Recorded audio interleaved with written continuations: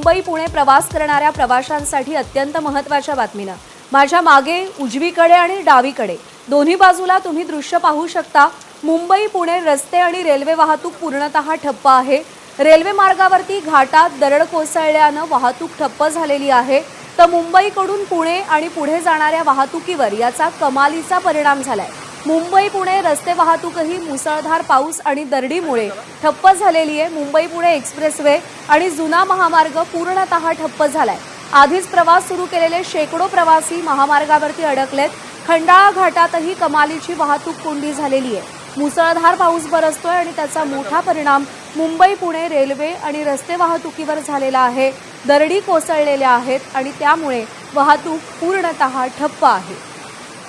घाटांमध्ये दरड कोसळली आहे। मिसिंग लिंक वरती दरड कोसळलेली आहे। वाहनांच्या भल्या मोठ्या रांगा लागलेल्या आहेत। तर कोल्हापूर सोलापूरकडे जाणाऱ्या वाहतुकीवरही परिणाम झालाय। घाटात दरड कोसळली आहे। रेल्वे ट्रॅकवरती दरड कोसळलेली आहे। ही दृश्य सध्या आपण पाहतोय। त्यामुळे रेल्वे वाहतूक देखील बंद आहे आणि रस्ते वाहतूक देखील ठप्प झालेली आहे। घाटात दरड कोसळली आहे। वाहनांच्या रांगा लागलेल्या आहेत। ज्यांनी आधीच प्रवास सुरू केला होता ते शेकडो प्रवासी महामार्गावरती अडकलेले आहेत। मुंबई पुणे एक्सप्रेसवे आणि जुना महामार्ग दोन्हीही रस्ते पूर्णतः ठप्प आहेत।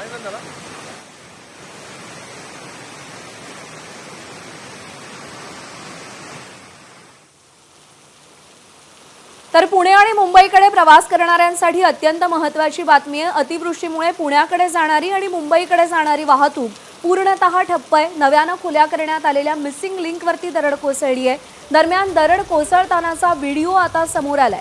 आधीच्या द्रुतगती मार्गावर अमृतांजन पुलाजवळ आणि खालापूर टोलनाक्यावरती मोठ्या प्रमाणात पाणी साचलंय। तसंच जुन्या पुणे मुंबई महामार्गावरही दरड कोसळली आहे। त्यामुळे पुणे आणि मुंबई महामार्गावरून प्रवास करणं आज अशक्य आहे।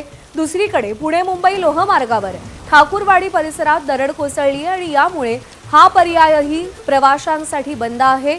महामार्ग आणि लोहमार्ग रस्ते वाहतूक आणि रेल्वे वाहतूक हे दोन्ही मार्ग आज वाहतुकीसाठी बंद करण्यात आल्याचं पोलीस प्रशासनाने जाहीर केलंय।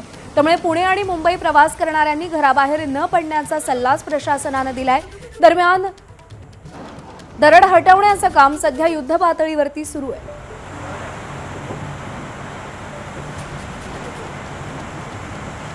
चार दृश्य आपण पाहतोय। मिसिंग लिंकवर पहाटे 4 वाजताची ही दृश्य आहे ज्यावेळी दरड कोसळलेली आहे। तर रेल्वे वाहतुकीवर देखील परिणाम झालाय कारण ठाकूरवाडीजवळ दरड कोसळलेली आहे। अमृतांजन पूल आणि खालापूर टोल नाक्यावर बऱ्याच मोठ्या प्रमाणात पाणी साचलंय। त्यामुळे रस्ते वाहतूक सुद्धा ठप्प आहे।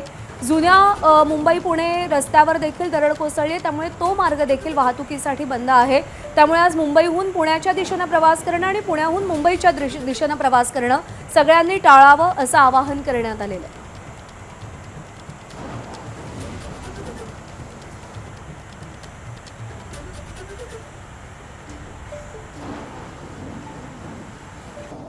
तर मुंबई पुणे एक्सप्रेसवेवरची वाहतूक सुद्धा पूर्णतः बंद करण्यात आली आहे। खंडाळा घाटामुळे मोठी वाहतूक कोंडी तिकडे झाल्याचं आपल्याला पाहायला मिळतंय।